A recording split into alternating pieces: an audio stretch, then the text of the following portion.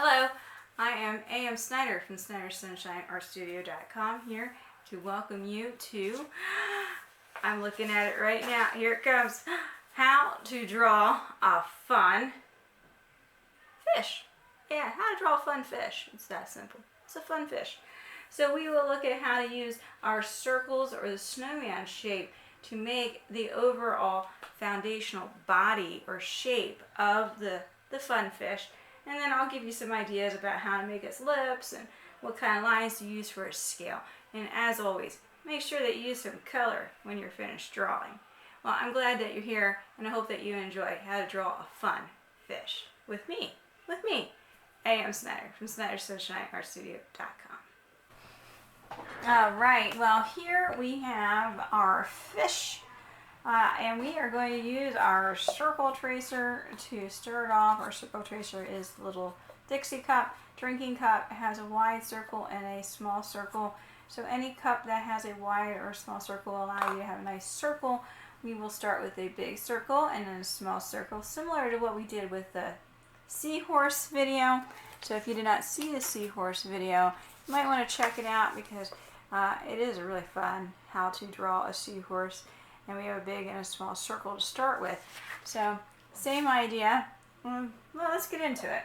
After it's drawn, of course, always add color because color just makes it so alive, everybody. So if you're going to draw something, you don't add color, you really didn't finish it. That's what A.M. Snyder says. Or even value shading, depending on what stage in your artistic abilities you have. So, let's get into drawing our fish. I'm going to draw the larger circle. So we have our larger circle, and if you watched my other videos earlier on, all I did was draw a circle. But if you want a circle and you're having a terrible time drawing it, you can always trace the drinking cup. So I have a big circle, and now I have the smaller one because I flipped the cup over. It's not fully connected there, but that's okay. So I'm going to find my points. And my points here, and I'm going to curve and connect, curve and connect, curve and connect, curve and connect. Kind of reminds me of a footprint. Yeah, footprint. And then these points here are going to help us even more because we're going to flare out its tail. Flare out its tail like a trapezoid. It's like a trapezoid. So I'm going to draw that lightly there because on its back end here, I'm actually going to use a bumpy line. Just like the seahorse idea, the bumpy line. There it is. Okay, and then it's Fishy Mouth. So on this one here, I gave it some fishy lips with a wavy line. But you can draw fish mouths different ways. I'm going to go with the wavy line because I think it's kind of fun. And it does stick out. So if I take this line, or this dot, excuse me, use these dots to guide me, and I bring it down like this, it looks like it's forming a beak. Okay, so it looks like it's forming a beak. And then I add my wavy line, curvy lines, wavy lines, and it gives it a fishy mouth. Give it a fun eye. And then we like to give it those bumpy lines for its fins on top. And we add its fins on the side. So if you watch the How to Draw a Shark Looking at You video by me at SnyderSunshineArtStudio.com with A.M. Snyder, we use the fins on there too. And then we can take our Sharpie and trace over everything that we are going to keep. Don't trace over the original foundational circles because we don't want to keep those. They were just a guide.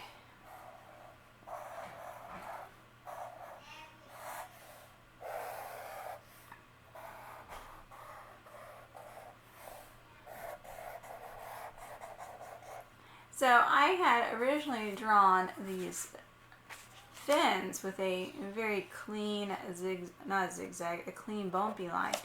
But on here, I kind of varied it up a little bit. And let's add his eye in here. There we are. And as you can see on this one, we used a wavy line, and I crossed a wavy line to make the scales. I used a bumpy line around his eyes. I also made it look like it's looking that way. This one looks like it's looking that way instead. So if you look at this one, I made its scales look like, they remind me of like roofing shingles. Okay, so you can decide on how you're going to use your lines to show the scales. I'm going to go along with this curve for a moment here.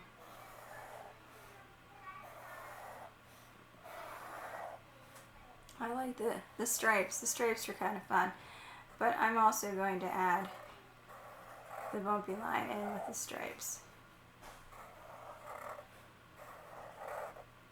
It's a combination. It's a combo line. That looks pretty fancy. I like it.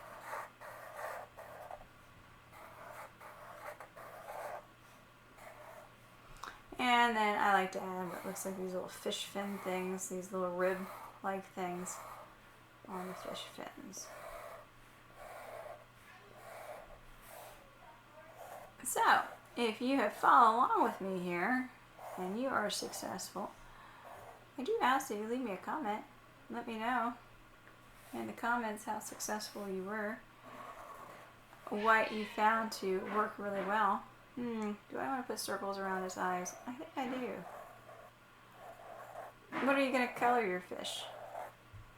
I tend to always want to color mine with warm colors against the cool blues of the ocean. But you can always color any color you want. So let's say that I want to make a smaller one, and it's going to go in the other direction. Well, I'm going to start off the same way. I have my larger circle, my smaller circle. I combine them. I bring down its beak here, bring out its trapezoid, and I develop it just smaller.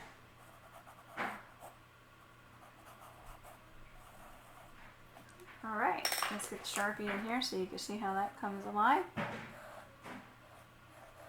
Very simple little fishy guy.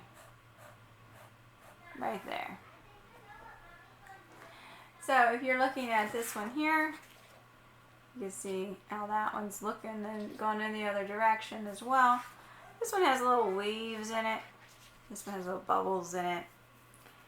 Well, everybody, I've enjoyed sharing with you how to use our drinking cup to make the two circles and how to combine them to make a bunch of ocean, underwater sea creatures, our fish today. If you haven't seen the other ones, please go ahead and check them out. And it'd be great if you leave me a comment because I enjoy reading those and I will respond back to you. So, this is A.M. Snyder from www.snydersunshineartstudio.com. Hoping that you have enjoyed our little video on how to draw a fish with circles, starting with those circles. Until next time, enjoy.